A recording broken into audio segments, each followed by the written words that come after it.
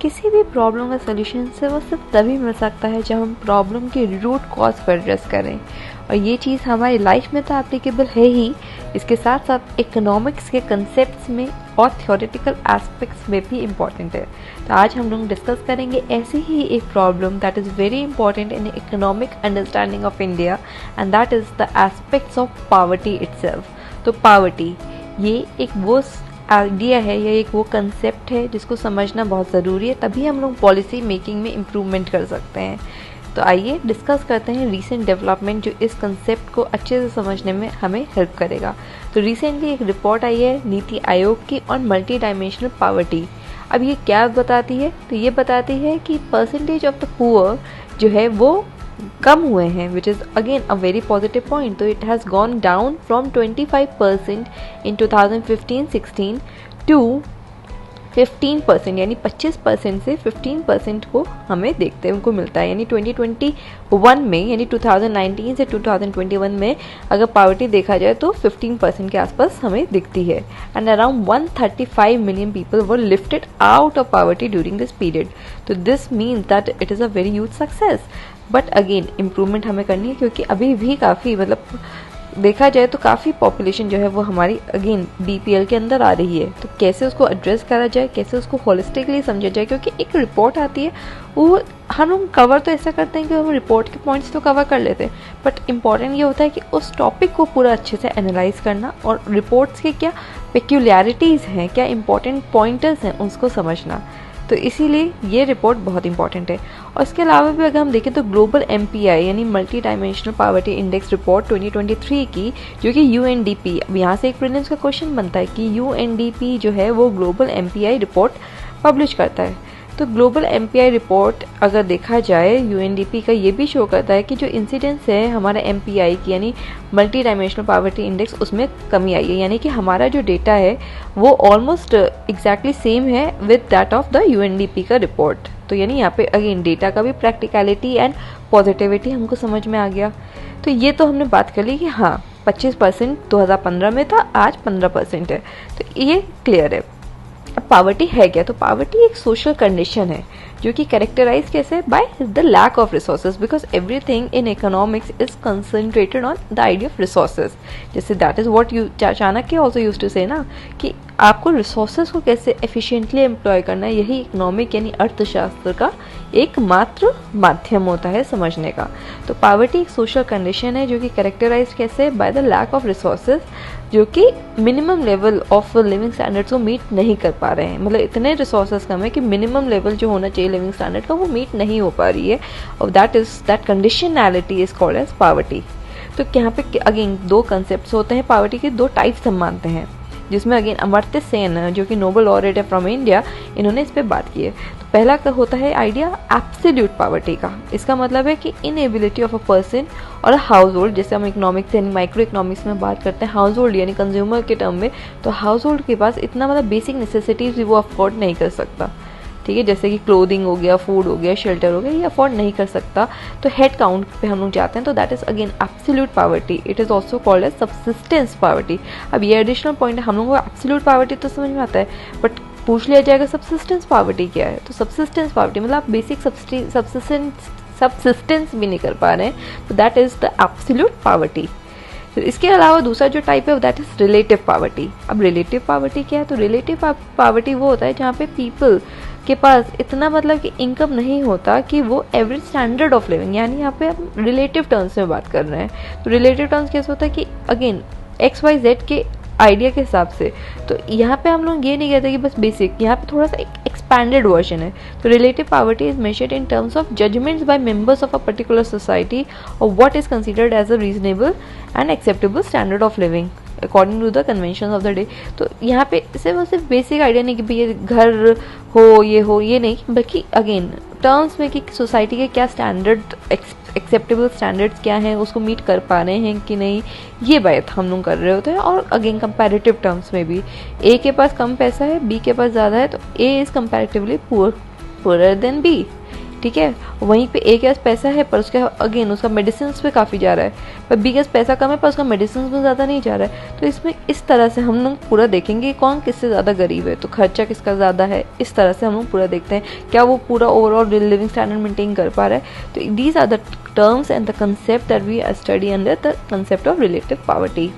Now the next concept is how to measure poverty. This again itself is an important concept. तो poverty जो है वो estimate होता है थ्रू पावर्टी लाइन. हम लोगों ने बीपीएल का नाम बहुत बार सुना है ना, तो बीपीएल तो पावर्टी लाइन. अब पावर्टी लाइन है क्या, तो पावर्टी लाइन एक मॉनेटरी वैल्यू होती है जिसे हम नॉर्मेटिव एक्सपेंडिचर जो कॉमनली होता है जिसमें बेसिक नीड्स को पूरा करने के लिए होता है, उस मापदंड को हम क्या पूरा कर पा रहे हैं. तो it is that minimum level of income a person और a family needs to live on, and that is the basic idea of poverty line. Minimum income जो होती है वो अगेन ये हमारा ऑफिशियल रिकॉर्ड बनता है कि ये अगर इससे नीचे है तो वो पावर्टी लाइन के नीचे माना जाएगा and they need our help, that is government's help. तो दैट इज़ देयर. अब बहुत सारी कमिटीज़ भी बनी क्योंकि पावर्टी जो है वो इंडिया में काफ़ी मतलब अगर आप देखा जाए तो जब ब्रिटिशर्स छोड़ के गए थे तो हमारा जो देश था वो बहुत ज़्यादा कमज़ोर था, बहुत ज़्यादा पुअर पॉपुलेशन बहुत ज़्यादा थी, और उससे मतलब फेमिन स्ट्रक पॉपुलेशन प्लस वहाँ पे कितने क्राइसिस थे उस ज़माने से हम आज आ रहे हैं तो 15% पावर्टी लाइन. तो again this journey has been a very tremendous journey. तो इसमें कुछ कमिटीज़ भी आई थी जिनको हमें पढ़ना समझना ज़रूरी है हमारे इकोनॉमिक्स के लिए. तो इसमें सबसे पहले कमेटी जो आती है वो दैट इज़ वाई के अलग कमेटी. ठीक है, अब ऑर्डर भी कभी कभी पूछ लिया जाता है तो इसलिए ध्यान से सुनिएगा. तो वाई के अलग कमेटी ये आई थी 1979 में, यानी 1980 के आसपास आप समझ लीजिए. तो वाई के अलग कमेटी इन्होंने क्या कहा कि ऑफिशियल, अब इन कमिटीज़ का जो मैं नाम लूँगी, इन्होंने क्या कहा है ये स्पेसिफिकेशंस हमारे से पूछे जा सकते हैं क्योंकि ये इंडियन इकोनॉमिक कंसेप्ट में बहुत ज़्यादा इंपॉर्टेंट चैप्टर है. तो वाई के अलग कमेटी, अब इसने क्या कहा कि ऑफिशियल पावर्टी काउंट जो है वो शुरू होता है first time in India on the basis of the approach of this task force. तो अगेन जब हमने पहली बार पावर्टी काउंट करने की बात करी या फिर आइडिया कि हम इस पर एनालाइज करें, ये सारा आइडिया कहाँ से शुरू होता है, वो इसी कमेटी से होता है. तो इन्होंने क्या कहा, तो पावर्टी लाइन इन्होंने डिफाइन कैसे किया, इन्होंने डिफाइन किया एज द पर कैपिटा, यानी हर इंडिविजुअल का कंजम्पशन एक्सपेंडिचर लेवल कितना है to meet average per capita daily calorie requirement of 2400 kcal per capita per day in rural areas and 2100, यानी कि रूरल एरियाज 2400 और अर्बन एरियाज में 2100 का कैलोरी इनटेक इन्होंने बात किया. तो यानी अब यहाँ पे बेसिक आइडिया क्या है, तो कैलोरीज पे इन्होंने कंसेप्ट दिया कि भैया इतना कैलोरी इनटेक हो रहा है, इतना आपके पास एनर्जी जा रही है, तो आप मतलब ये क्राइटेरिया हो गया, उससे कम जा रही है तो पुअर है. ठीक है, तो this is there different poverty line baskets for rural and urban population, क्योंकि वहाँ पे देखो अर्बन का डाइट पैटर्न अलग होता है, रूरल का अलग होता है, तो उस बेसिस पे उन्होंने बनाया. तो दिस वाज द अलग कमेटी. इन्होंने सबसे पहले कंसेप्ट दिया कि भैया कैलकुलेशन होना चाहिए और कैलोरीज का फॉर्मूला दिया हुआ था. ठीक है, 2100 for urban and 2400 for rural. Next committee आती है लकड़ा वाला कमेटी. लकड़ा वाला कमेटी या लकड़ा वाला एक्सपर्ट ग्रुप, ये आता है 1993 में. तो इसने रीडिफाइन तो नहीं किया पावर्टी लाइन को, बल्कि इन्होंने रिटेन तो किया वही पावर्टी लाइन को जो कि अलग कमेटी से पहले जो हमने कमेटी डिस्कस किया उसके at the national level based on the minimum nutritional requirements. However it disaggregated them into state specific poverty lines to reflect the inter state price differentials. क्योंकि देखो स्टेट, अब यहाँ पे अगर हम बात करेंगे कि दिल्ली का खर्चा, मुंबई का खर्चा, और वहीं पे अगर हम बात करेंगे राजस्थान का या फिर बिहार या यूपी का खर्चा, तो डिफरेंस आता है. तो स्टेट वाइज डिफरेंसेस होते हैं. इस पॉइंट को इन्होंने बात किया लकड़ा वाला कमेटी ने. ठीक है, ये बहुत इंपॉर्टेंट डिफरेंशिएटेड पॉइंट है. ठीक है, तो इसकी क्योंकि अभी तक इस कमेटी से पहले तक इंडिविजुअल एक्सपेंडिचर जो एजुकेशन में था, हेल्थ में था, उसको इंकॉर्पोरेट नहीं किया जाता था पावर्टी लाइन में, एज इट वाज अज्यूम कि ये जो है ये तो गवर्नमेंट ही प्रोवाइड कर रही है. बट आफ्टर 1990 का ईयर क्या है, अब ये लकड़ा वाला कमेटी आई कब, 1993 में. तो 1990s के बाद क्या हुआ था, LPG रिफॉर्म्स हो गए थे ना, तो काफ़ी प्राइवेट प्लेयर्स आ गए थे एजुकेशन और हेल्थ में. तो इसीलिए तेंदुलकर कमेटी जो आती है एक्सपेंडिचर ऑन दीज आइटम्स, जो कि एजुकेशन हो गया, हेल्थ हो गया, क्योंकि अब लिबरलाइजेशन हो गया, तो ये सारे फैक्टर्स भी इंपॉर्टेंट होते हैं. तो 2009 में जब तेंदुलकर एक्सपर्ट ग्रुप आता है तो वो इन सब की भी बात करता है.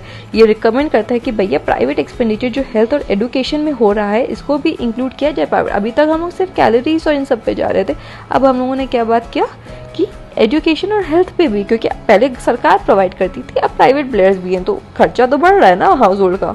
तो इन्होंने रिकमेंड किया कि एक शिफ्ट होना चाहिए from basing the poverty lines on intake norms to targeted outcomes. तो आउटकम बेस्ड अप्रोच इन्होंने अपनाया, जैसे कि शिफ्ट होता है from basing the poverty lines from calorie norms use in all poverty estimation, मतलब कि जैसे 1979 तक तो कैलोरीज पे हो रहा था, टूवर्ड्स टारगेटिंग आउटकम्स, जिनसे मतलब कि न्यूट्रिशनल आउटकम क्या है, एजुकेशनल आउटकम क्या है, हेल्थ आउटकम क्या है। तो अब देखिए पॉवर्टी का कंसेप्ट कैसे हम लोग एक्सपैंड करते जा रहे हैं। अगर हम इन क्या कहते हैं कमिटीज़ को अगर ट्रेस करें तो हमारा पॉवर्टी के कंसेप्ट में कैसे एक्सपेंशन हो रहा है, अंडरस्टैंडिंग में कैसे एक्सपेंशन हो रहा है। तो हम आउटकम अप्रोच पे यहाँ पे तेंदुलकर कमेटी के सामने आते हुए दिखते हैं।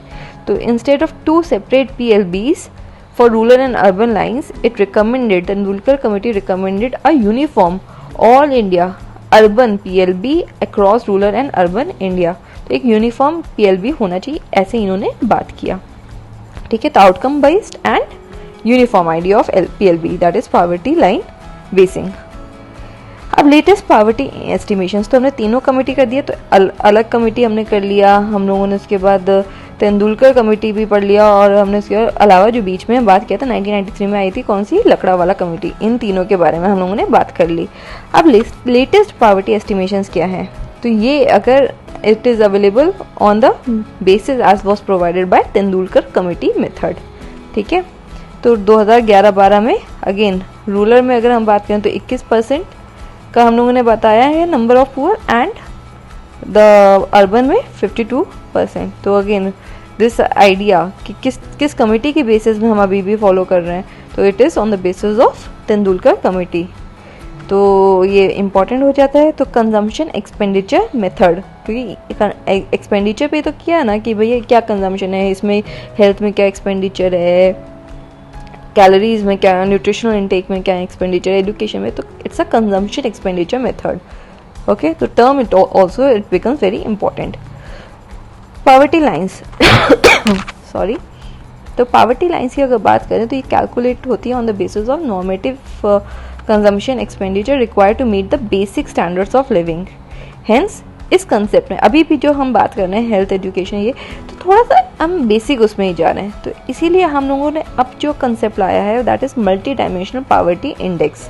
अब नीड क्या थी MPI की, तो income deprivation versus multiple deprivation. हम सिर्फ और सिर्फ इनकम या पर कैपिटल के टर्म्स में कि भैया इतना कैलोरी होगी ये बात नहीं कर सकते, बल्कि आज अगर हम देखें तो बहुत सारे मल्टीपल डिप्रीवेशंस होते हैं, जैसे जेंडर के बेसिस पे काफ़ी मतलब डिस्क्रिमिनेशन होता है, कास्ट के बेसिस में होता है, जोग्राफिकल लोकेशन के बेसिस पे होता है।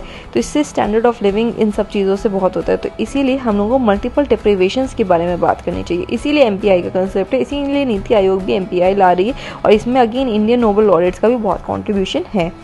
इंसिडेंस वर्सेस इंटेंसिटी, अब हम पहले क्या करते थे कि भैया इतना हेड काउंट है इसके अंदर है, इंटेंसिटी क्या है, उसमें भी तो कोई ज़्यादा गरीब है, कोई बहुत मतलब पुअर और द पुअर हम लोगों को बात करनी, तो इसको भी हमें करनी होगी। ठीक है, बात कि कैसे मतलब अब लैक ऑफ क्लीन वाटर नहीं है, इलेक्ट्रिसिटी नहीं है, स्कूलिंग की फैसिलिटीज़ नहीं है, तो ये सब आइडियाज़ हम लोगों ने कवर किया again under the heading of multi dimensional poverty idea. अब ये सारे कंसेप्ट हम क्यों पढ़ रहे हैं, क्योंकि ये पॉलिसी मेकिंग में बहुत ज़्यादा हेल्प करेंगे। ठीक है, तो ये पॉलिसी मेकिंग से डायरेक्टली रिलेटेड है ऑल दीज कंसेप्ट।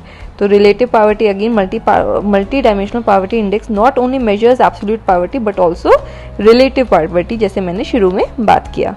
ठीक है, अब मल्टी डायमेंशनल पॉवर्टी इंडेक्स जो UNDP का था उसमें क्या क्या होता है, तो हेल्थ का उन्होंने लिया हुआ है, हेल्थ का डायमेंशन लिया हुआ है, उसमें भी अंदर न्यूट्रिशन और उसके अंदर चाइल्ड मोर्टेलिटी का क्या एलिमेंट है, एजुकेशन की ईयर्स ऑफ स्कूलिंग क्या है, अटेंडेंस बच्चे स्कूल जाते भी है कि नहीं, standard of living cooking fuel है कि नहीं, सैनिटेशन हो रहा है कि नहीं, ड्रिंकिंग वाटर है कि नहीं, इलेक्ट्रिसिटी, हाउसिंग, एसेट्स, इन सब की बात की गई है।